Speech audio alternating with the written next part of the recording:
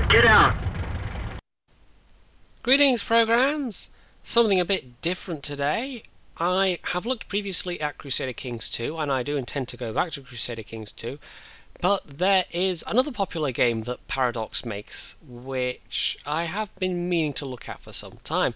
Now, this is not going to be really a review video, it's just going to be a bit of gameplay, basically. I'm not intending to make this a series, certainly not yet anyway. What I might do is, at some point in the future, because this is a thing you can do, is go from Crusader Kings 2 to EU4 with the same save game, effectively. Now, it's not quite the same. What you actually do is create a scenario file out of your Crusader Kings save game, and then you can then make that into a starting scenario in EU4. Now, I've been playing the EU series for a while, and not since the first one, because the first I encountered the series was when they were up to EU3, and I played that for a very long time. In fact, I think I played EU3 first before there were actually any expansions for it at all, so we're probably talking, I don't know, at least 7 years ago. But what it is basically a grand strategy game, as it describes itself. You take control of a country anywhere in the world. Now, bear in mind, CK2 is limited to Europe and India at this point. You take control of a country, and over the course of several hundred years, you can basically guide it along the way, and you can have your own goals, or you can just go for conquest, or you can do whatever you like. Although it does kind of suffer, and EU3 was the same, it kind of suffers a bit in peacetime, that often the most interesting thing to do is go to war, and peacetime tends to be when you're planning your next war, because those are the kind of the big events, the more interesting events. This isn't actually vanilla EU4. When I played EU3, I looked into some of the mods were around, and I eventually found one called MEIOU. And that became essentially my vanilla experience. I played so many more hours of that than EU3, the base game. And when EU4 came along, I went in and played some vanilla EU4. And I've done some EU4 multiplayer, and that's most of my vanilla EU4 experience these days is when I'm playing multiplayer. But when I do single player, I tend to still play this, and this is actually MEIOU and Taxes, or I'll just call it MEIOU, because that doesn't sound at all silly. But basically, there was another mod previously for EU3 called, I think it was for EU3 also, called Death and Taxes. And the two mod makers have pooled their efforts into one mod, and it's actually available through the Steam Workshop, but you can also go and get it from the Paradox forums as well. And it basically rejigs a lot of stuff. For one thing, it makes the world bigger, effectively. You get more provinces in the game. And I always liked that in EU3. I felt the EU3 really kind of lacked for the number of provinces. It felt very coarse in that way. But there are a whole lot of other kind of refinements. And it is a mod about kind of refinement, that's a word. Refining the gameplay mechanics and overhauling them to some extent. It's not quite as drastic as the other big mod that there was for EU3, which was Magna Mundi, which almost got spun off into its own game, but unfortunately that whole project, it just collapsed. That was very much more concentrated on changing the point of Magna Mundi was that things that you did would have consequences further down the line, and it felt quite different than the base game, and it felt quite different than MEIOU. But MEIOU has always been, it's kind of, I always think of it as a enhancer. It enhances the default gameplay, and it adds some new kind of tweaks and fixes and rebalances. But if you are happy playing the vanilla game, then you'll probably like this mod, and I really do. I was very happy to see it continued. Now, we'll just have a quick look at Europe. If you've played EU4 at all, you'll immediately see that this is a much more complicated looking map. That there are more provinces in here, and that there are even more minor nations within the Holy Roman Empire. You actually, I think, get an earlier start date as well, 1356. And I've actually done, well, you'll see, we'll look over here. I actually started the game as the Ming, and during this period there was a bit of an upheaval. It was one of the periods of dynastic change in China, basically, and at this point the Yuan rulers, the Mongol rulers of China, were basically losing their grip, and it was a period known as the Red Turban Rebellion, or possibly Red Turban Revolt, I'm not sure, but basically a whole load of competing warlords almost were, the Mongols were losing their grip, and there were a lot of people vying for power. So bear that in mind. That's the kind of the default starting scenario. And we'll just go to the save games, and you'll be able to see things will look a bit different. Now, this is over 100 years later. This is now 1496, and the world is looking rather different. Now, because obviously this is a save game, I now can't see the rest of the world, but you can see what I can see. There are a lot of different mechanics going on in this game, and it's a lot more impersonal than CK2, because CK2, it's all about your dynasty, and obviously your land holdings are quite important as well. The more land holdings you have, the more power and money you have, effectively. But it's really all about keeping that dynasty going, because if you lose your dynasty, you've lost the game. The game finishes at that point. You don't have to worry about that so much in this game. Your country as a political entity will still exist, even if the dynasty that rules it expires totally. But crucially in this game, you can now play countries, states, entities that are non-dynastic. You can play republics, you can even play as the Papal State, you can play as really anybody that you want to. Because there have always been, I don't know, well, you may or may not have played vanilla CK2. Before any expansions came out for that, it was a lot like the original Crusader Kings. You could only play as Christian dynastic characters. Obviously there have been expansions, so now you can play as Muslim characters, you can play as Zoroastrian characters, you can play as Jewish characters, you can even play as characters in a Grand Republic. But there are still characters, there are still entities on the map that you can't play. But that's just not the case with the EU series at all. Now, I remember my very, very, very first game of EU3, and I just kind of looked at the map, and it was so confusing. I absolutely had no idea what was going on. And it, ironically enough, was China, basically, or whoever was controlling China at that time. And I basically had no clue. And this is actually my first time in EU4 where I've come back to this region. And I started off as the Ming, and as you can see, I've done rather well for myself. Now, when you start off as one of the Red Turban rebel states, you get a whole bunch of bonuses, basically, to your income and your crucially your manpower pool as well. But at this point, I've actually just managed to make myself fairly wealthy in my own right. Now, we're at war at the moment, and this is a war I've been called into by an ally, and diplomacy is very different in this game. In CK2 it was all about personal diplomacy. In this one it's more about state diplomatic relations, but crucially you can only have so many at a time before you start incurring a penalty, and that's because unlike EU3, and this is one of the changes I actually didn't like between EU3 and EU4, you have these three power pools. I think it's a bit clumsy to call them that way, but I don't know what else to call them. But you have your admin power, your diplo power, and your military power. And there are things you can do that affect those. And you can see there 3 out of 3 diplomatic relations. So I can only maintain 3 diplomatic, I can only maintain with 3 different countries.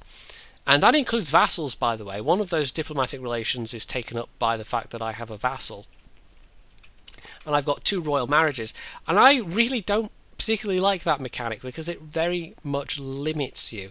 Now there are ways of increasing that, but not until the later game.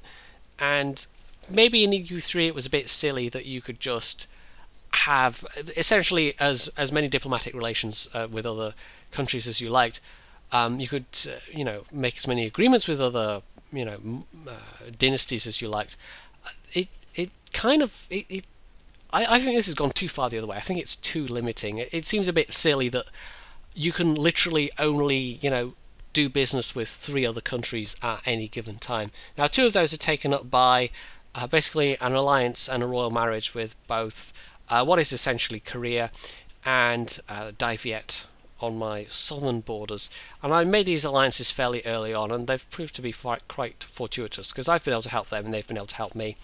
And they aren't really threatening my plans, which is to basically take over the other state, which has done well for itself out of the collapse of the yuan, and that is the Tianyuan. I'm probably butchering all these pronunciations, but whatever.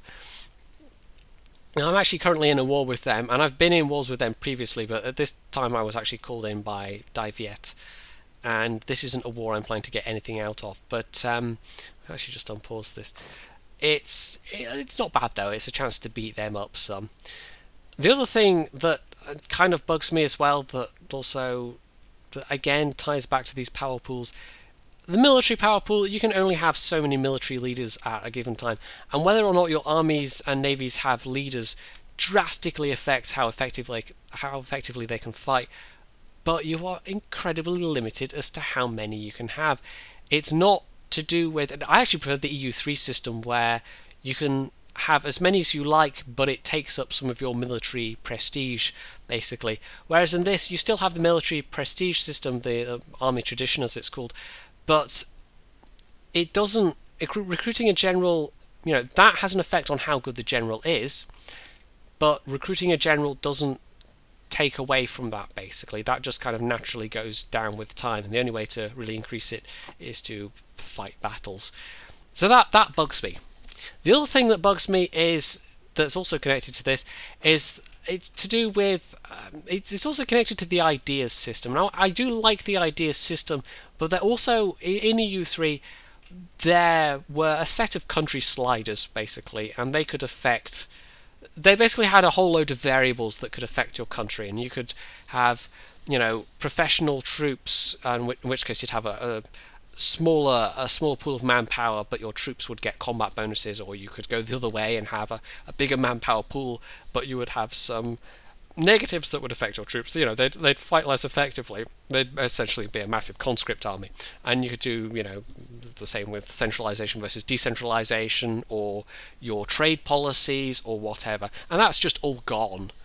And MEIOU tries to recapture some of that with some of the in-game mechanics. There are centralization decisions that you can take, and I'm actually at, I think, maximum centralization right now, and that occasionally gives me rebels. But and these are all a lot of country modifiers that basically aren't in the default game, that are part of MEIOU, and I quite like that sort of thing.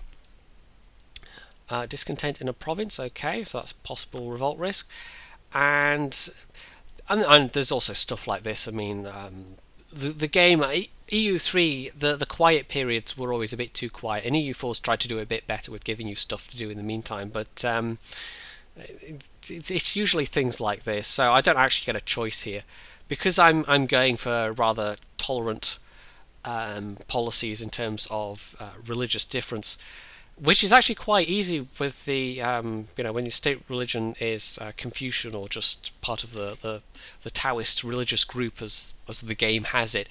I don't have a choice here, but the decision is actually a fairly good one. I lose a little bit, but I also lose 4 revolt risk in one of my provinces, which is quite useful, because as you can see, I do have some possible revolt problems, and that's because a lot of these provinces don't have cores yet.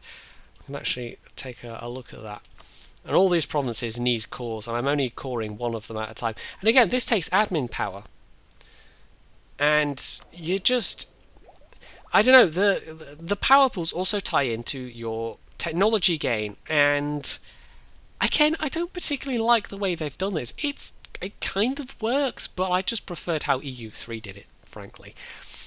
But you can end up, I mean, you can see there, because I've had all these cores to make, My admin technology is quite far behind my diplomatic and military technology level.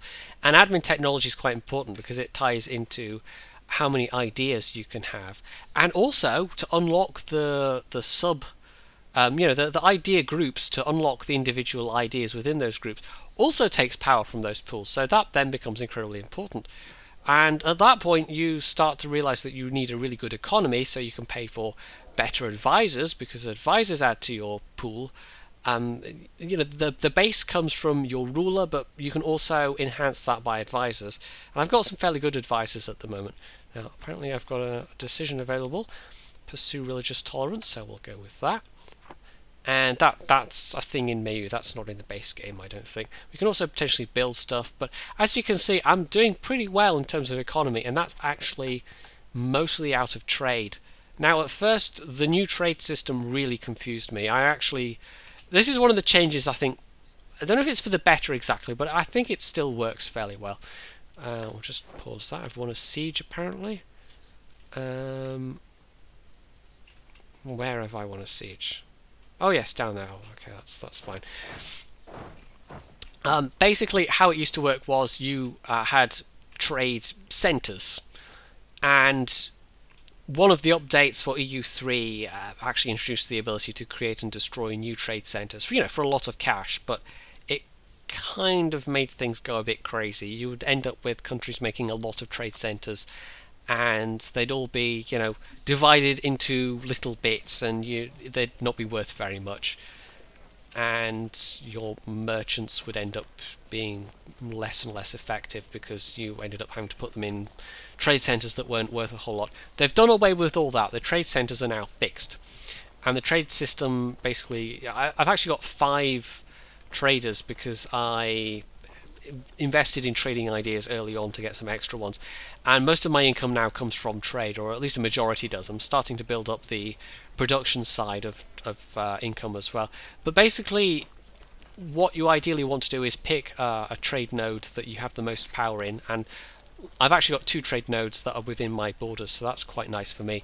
But you pick one to actually collect money from, and then you use your other merchants to divert trade power, essentially money. They divert trade into that node, and that enhances how much money you get out of that node that you're actually collecting money from. So it threw me a bit at first. It took a while to get used to, but I did get used to it in the end, and I do quite like that mechanic. And in this case, if you're in a reasonably big country with one of the unique features of China is that you get some provinces that make Chinaware, which is worth an awful lot. And the fact that I've got 2 trade nodes means we'll just look at the money screen there. You see how much gold I am making per month on my actual, taxation is nothing. It's slowly getting better. Production's getting better because I've been building province buildings to actually enhance it, especially in provinces that are making Chinaware. But the vast majority is still coming from my my trade income, basically. And I've also enhanced that by creating trade fleets. Now, this is one of the really nice changes. They have actually made previously your ships. I can't remember if ships had an influence on trade in EU3 now. It's been that long since I've played it. But in EU4, your light ships, so there are 2 classes of ships, heavy ships and light ships. You can use your light ships for fighting, basically, but they also have a use in peacetime, and you can actually assign them to protect trade routes, and that enhances your trade power, which in turn gives you more income. And you can see there I've actually got a bunch of smaller fleets that are actually just protecting trade. I've also got one main fleet, which, just floats around shooting stuff as need be, but mostly I'm concentrating on just protecting trade. I've got more ships protecting trade than I do doing other things, and that fleet looks impressive, but actually I've got 15 ships there that are just transport ships. They still have guns, but they don't fight very effectively. So we're slowly winning this war. This is actually, so my ally can take, I think, that province there, and they're very slowly sieging, and I'm just helping out by adding war score. Now they've got some armies up there, so I could actually send an army there in preparation to... oh, we're being sieged at the moment. Where are we being sieged? Oh yes, that army there. This is basically a war that they've started for because they have a claim on that province, and I accepted their invitation to join them because it was a chance to beat up on Tianwan a bit more, and anything that makes them weaker is pretty good for me because I've already stolen some of their territory, and once the next truce period is up, I'll probably go back and steal some more. And I've eventually got the aim of sort of taking that whole area and being very rich and wealthy and Chinese. And then I might go and beat up Tibet because that's historically accurate, right? I'm actually thinking of expanding westwards. I don't really want to go north because that's where my allies are.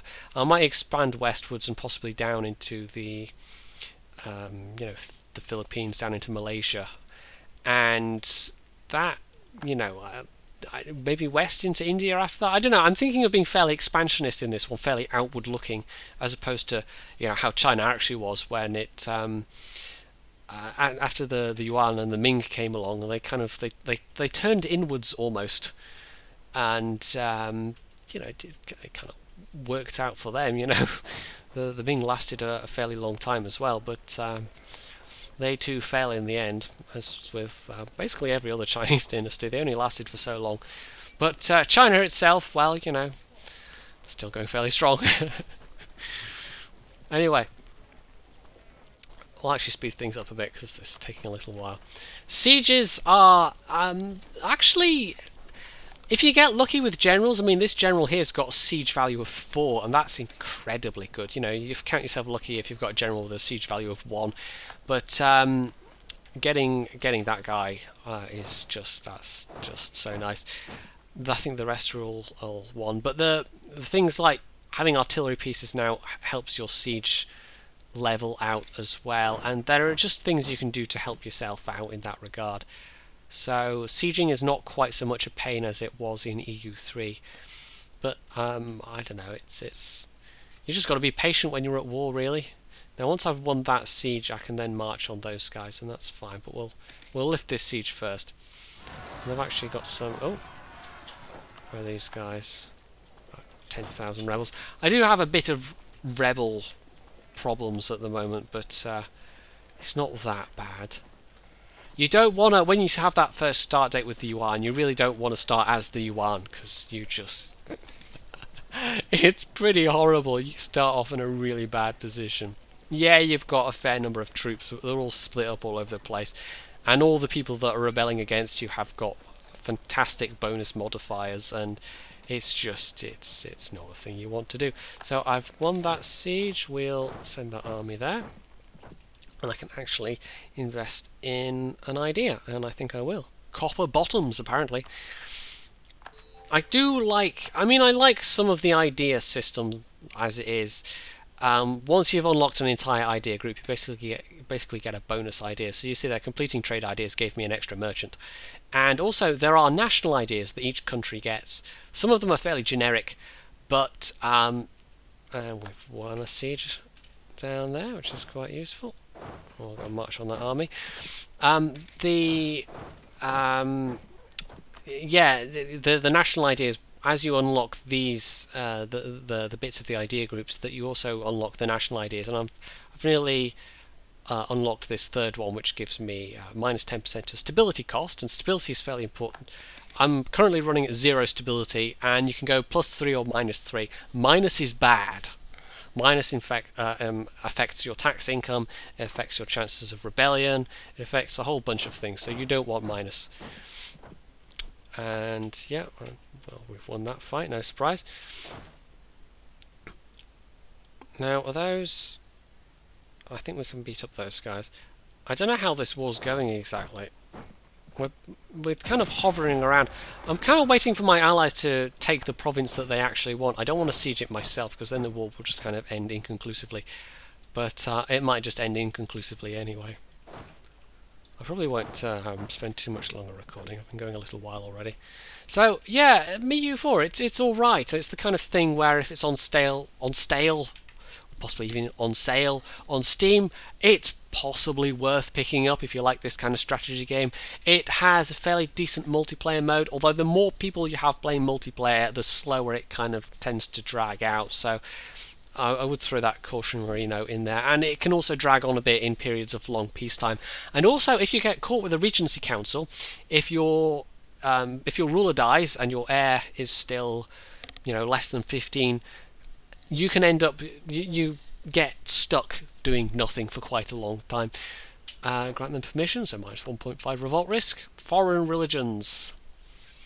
Well, just permit their presence. We'll just take the tolerant route because that's what we're doing. We've also got a couple of royal marriage has ended, but we can easily fix that, and we'll recall the diplomat that we had sent to improve relations with somebody. So yeah, I mean, I'm fairly confident we'll win this war, even if I just end up kind of knocking Tianwan out by sieging them entirely. I'm just I don't know, but they might declare peace before I can actually do anything, and it just depends how it goes. Basically, I'm just running around bopping armies at the moment. So yeah, if it's on sale on Steam and you like strategy games at all, then maybe this is for you. It's all right. There are some good mods out there. There's a fairly good modding community. There always has been for Paradox games, and as I mentioned, the nice thing about the CK2 is that you can take your CK2 game and basically export it to this, and you can play almost 1,000 years of history. In fact, just about 1,000 years of history between the two games. And if you happen to wait around long enough, the next installment of the Victoria games is coming along at some point, possibly next year, which will be in the same engine, and you'll be able to then continue on into the 19th century and the early 20th century.